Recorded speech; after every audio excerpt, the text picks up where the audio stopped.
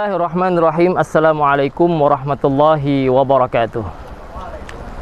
Alhamdulillah, wassalatu wassalamu ala rasulillah wa ala alihi wa sahbihi wa mawalah. Amma ba'd. Qala Allah Ta'ala fi kitabihil aziz, a'udzu billahi minasyaitonir rajim. Wal takum minkum ummatun yad'una ilal khair wa ya'muruna bil ma'ruf wa yanhauna 'anil munkar wa ulaika humul muflihun. Shadaqallahul azim. Pemirsa channel YouTube Nabila Pro Official yang dirahmati Allah Subhanahu wa taala. Tentu kita semua mengetahui yang namanya rem. Rem dalam sebuah alat transportasi. Baik itu mobil, motor, bahkan sepeda sekalipun. Rem yang berfungsi untuk menstabilkan kecepatan sebuah mobil ataupun motor. Dia bisa memperlambat dan dia juga bisa menghentikan, tergantung kehendak para pengemudinya.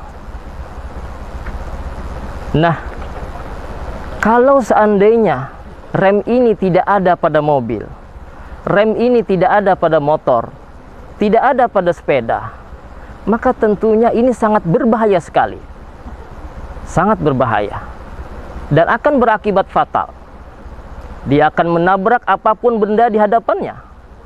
Bahkan tidak sedikit mobil yang tanpa rem atau mobil yang memiliki rem tapi remnya belum. Itu bahkan bisa memakan korban. Makanya sebuah mobil yang remnya mungkin kurang baik dan kurang bagus, maka dia harus diservis setiap hari. Kampasnya diganti dan sebagainya. Pemirsa yang dirahmati Allah Subhanahu wa taala, inilah sebuah kehidupan kita di dunia ini tentunya. Di mana kita di dunia ini pastilah berhadapan dengan yang namanya perkara yang haram. Kita berhadapan dengan perkara dosa. Kita berhadapan dengan perkara yang syubhat, hawa nafsu dan sebagainya. Maka tentunya disinilah fungsi rem. Tahan kita untuk tidak melakukan perkara haram. Tahan kita untuk tidak melakukan perkara dosa. Dan kita tahan agar kita tidak melakukan perkara syubhat dan tidak melakukan atau menuruti perkara hawa nafsu kita. Layaknya sebuah mobil tadi. Kalau seandainya mobil tadi tidak memiliki rem, maka tentunya dia akan menabrak apapun di hadapannya. Pemirsa yang dirahmati Allah Subhanahu wa taala. Sebagai contoh misalkan, kalau kita mengendarai sebuah mobil, katakanlah dia memiliki rem, tapi remnya belum. Maka apa yang terjadi? Dengan kecepatan yang penuh, pastilah kita akan merasa panik. Kita akan merasa galau. Begitu juga dengan kehidupan kita. Dalam hati kita tidak ada memiliki rasa rem. Tidak ada kita melakukan injakan rem dalam kehidupan kita. Apapun yang kita hadapi, kita tabrak terus. Perkara haram kita lakukan, perkara dosa kita lakukan, perkara syubhat, hawa nafsu kita turuti. Maka apa ya akibatnya? Tentulah kehidupan kita pasti tidak akan bahagia. Kehidupan kita pasti tidak akan barokah. Dan tentunya kita selalu dihantui dengan azab api neraka. Na'udzubillah, summa na'udzubillahi min dzalik. Pemirsa yang dirahmati Allah, tentunya kalau jujur secara pribadi, kalau kita mengendarai sebuah mobil, namun kita selalu menginjak rem terus-menerus, pasti tidak mengenakan. Keadaan macet tidak mengenakan. Ada keributan, ada halang rintangan, ada tikungan, pasti tidak mengenakan sama sekali. Nah, begitu juga dengan kehidupan kita. Terkadang yang namanya hawa nafsu, yang namanya perkara haram, yang namanya perkara maksiat dan sebagainya, ini adalah suatu yang enak-enak, suatu yang nyaman. Kita menahannya sangat tidak enak sekali. apalagi ada kesempatan untuk melakukannya. Makanya Nabi selalu mengatakan dalam hadis beliau, wa khuffatin naru bisyahawat. Neraka itu diliputi dengan bentuk segala macam kenyamanan. Tidak ada kesusahan di dalamnya. Bandingkan dengan surga. Orang yang beribadah, orang yang berbuat kebaikan, orang yang selalu bersedekah, orang yang selalu mendirikan salat malam dan sebagainya. Tentu inilah perkara yang sangat susah bagi orang-orang atau hamba-hamba yang masih memiliki iman yang masih kurang. Maka oleh karena itu, untuk memiliki surga, untuk mencapai surga, maka tentunya kita juga harus melakukan dan kita harus memiliki sebuah yang namanya rem. Selain kita melakukan kebaikan, maka kita harus ngerem segala bentuk perkara dosa dan perkara haram lainnya. Pemirsa yang dirahmati Allah Subhanahu wa taala. Mungkin ada satu pertanyaan yang ada dalam benak hati kita. Bahwasanya kenapa sih kadang-kadang kita itu merasa susah sekali merem. Susah sekali melakukan injakan rem, injakan pedal rem ketika kita berhadapan dengan perkara yang haram.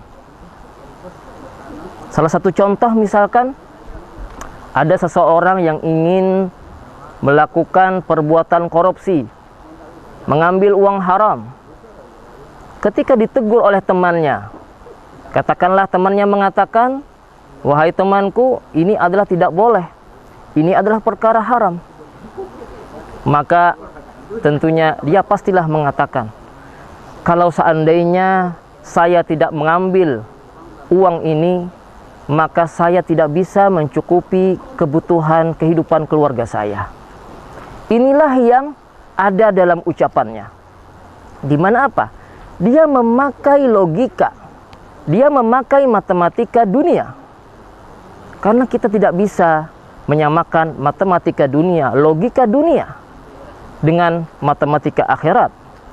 Tentu yang kita perlukan itu adalah sebuah dalil. Contoh lain misalkan, ada soal matematika.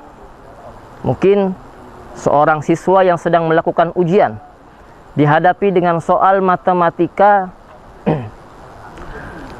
yang mengatakan seperti ini. Ismit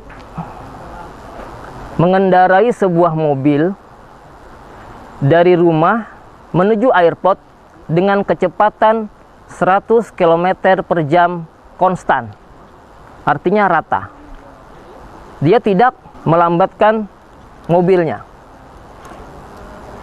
Kemudian saudara Reza dengan tujuan yang sama, memulai dari rumah yang sama, mengendarai sebuah mobil dengan kecepatan tidak konstan. Artinya terkadang dia mencepatkan laju mobilnya, terkadang dia melambatkan laju mobilnya, atau terkadang dia menghentikan mobilnya. Maka dalam soal matematika yang seperti ini, kira-kira yang dijawab oleh seorang siswa tadi apa? Tentu orang ahli matematika, guru matematika, ataupun bahkan juara olimpiade sekalipun, ketika dihadapkan dengan soal yang seperti ini, maka tentunya pertanyaannya, siapakah yang lebih dulu mencapai airport? Dari rumah menuju airport tadi. Maka semua orang pasti mengatakan Ismit lah yang lebih dulu mencapai airport, mencapai tujuannya. Kenapa? Karena dia memiliki kecepatan yang konstan. Dia tidak melambatkan, dia tidak menghentikan, bahkan dia terus melaju dengan kencang secepat 100 km per jam. Masya Allah. Sedangkan si Reza dia kadang-kadang berhenti, dia kadang-kadang melambatkan. Tentu dalam soal matematika yang seperti ini, jawabannya Ismit lebih dulu daripada Reza, atau Reza lebih lambat daripada Ismit. Ini adalah jawaban daripada matematika dunia. Coba kalau kita bandingkan atau kalau kita bawa soal ini dalam kehidupan kita. Soal ini dalam kehidupan kita, kira-kira apa yang terjadi? Siapakah yang lebih dulu sampai? Kehidupan yang nyata tentunya. Apakah Smith atau Reza? Kalau kita pikir-pikir dan kita cermati lebih dalam lagi pertanyaan ini, dan ini kita bawa dalam kehidupan kita yang nyata, maka jawabannya pastilah yang lebih dulu sampai itu adalah Reza. Kenapa Reza yang lebih dulu sampai? Karena Reza telah mengatur kecepatannya. Ketika ada hambatan, dia melambatkan mobilnya. Ketika ada rintangan, ketika dalam keadaan macet, dia hentikan mobilnya. Tapi bagaimana dengan Smith? Smith karena kecepatannya, lajunya 100 km per jam tanpa henti. Bayangkan, di jalanan apakah tidak ada rintangan? Apakah tidak ada hambatan? Apakah tidak ada kejadian macet dan sebagainya? Kalau seandainya ada rintangan dengan kecepatan 100 km per jam, maka sudah dipastikan Smith tidak akan sampai menuju tujuannya, yaitu airport. Akan tetapi mungkin saja dia sampai lebih dulu ke rumah sakit, atau bahkan yang lebih parah lagi, dia meninggal dunia. Naudzubillahi min dzalik. Maka oleh karena itu, kehidupan kita tidak bisa dihitung dengan matematika duniawi. Seorang yang bersedekah, dia memiliki uang 100.000, dia sedekahkan uangnya 10.000. Maka dalam matematika dunia, dia memiliki sisa uang sebesar 90.000 rupiah. Tapi bagaimana kalau kita hitung dengan matematika akhirat? Dia sedekahkan 10.000, berapa sisanya? Allah Subhanahu wa ta'ala berfirman, "Mathalul ladzina yunfiquna amwalahum fi sabilillah kamathali habbatin ambatat sab'a sanabila fi kulli sumbulatin mi'atu habbah." Bayangkan, ada 7 butir dan setiap butirnya itu bernilai 100 kali lipat. Dia menyumbang atau bersedekah 10.000, maka yang dihasilkan dia akan mendapatkan kelipatan 700 kali lipat. Inilah matematika akhirat. Maka oleh karena itu, para pemirsa channel YouTube Nabila Pro Official yang dirahmati Allah Subhanahu wa ta'ala, bulan Ramadan ini adalah saatnya bulan kita melatih diri kita untuk merem, menyetop, menghentikan segala perkara-perkara haram, segala perkara-perkara dosa, bahkan segala hawa nafsu tidak bisa kita turuti sepenuhnya. Dan tentunya kita semua mengetahui bahwasanya makna daripada puasa itu bukan hanya kita menahan lapar dan bukan hanya kita menahan haus, akan tetapi yang namanya puasa itu sebenarnya adalah menahan daripada perbuatan sia-sia dan juga menahan daripada perbuatan maksiat. Laisa siyamu minal akli wasyurbi walakinna siyama minal lagwi warrafathi. Semoga Allah Subhanahu wa ta'ala selalu memberikan kekuatan kepada kita semua agar kita selalu bisa menghentikan apapun yang ada di hadapan kita, baik itu perkara haram, perkara dosa dan maksiat lainnya.